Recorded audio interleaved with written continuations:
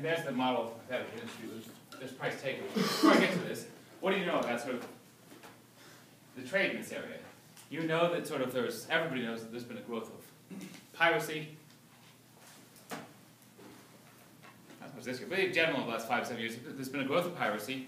And you might know, you might not know, that the Suez Canal is a great shortcut largely between the trade of Europe with the oil countries and Europe with China.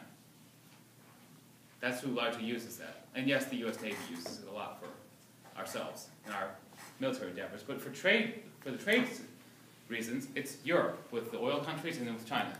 They have two choices. And you can hopefully imagine your map of the world, the Middle East here, and China over there sort of swinging around. You have the one choice, which is go through the canal, Suez Canal, head over to Europe. The other choice is to take the old Vasco da Gama route. All the way around. And why would anybody possibly take that long route once you discover the Suez Canal? In fact, one of my friends was in Panama for a month this summer with their family, and they got to sort of look at the expansion of the Panama Canal. They're expanding it now so it'll fit all boats again because it was made, whatever, a little over a century ago, and it didn't fit sort of the larger container ships or giant. But so why would you possibly not go through the Suez Canal if it's cheaper? There's two reasons why you might not go through the Suez Canal. I can think of these two. One would be, if you're coming from China, you might be able to, if you just sort of take a longer route and swing all the way down, you might be able to avoid pirates more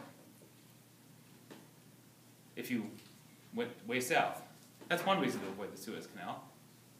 And it has the disadvantage, but you're weighing cost and benefit. You're weighing sort of like the risk of piracy versus, so your benefit is to reduce that risk. Your cost is that, you're using more time. Because time is, from labor leisure, time is valuable to you.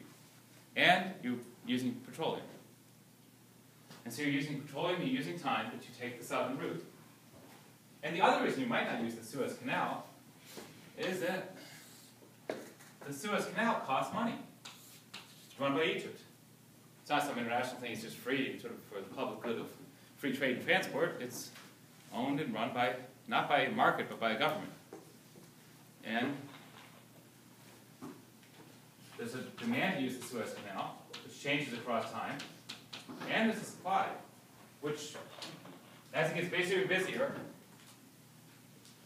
and over the last decade and a half, the costs have probably gone up because they've needed more security there than ever before. So the costs are sort of more people, and they have a maximum supply.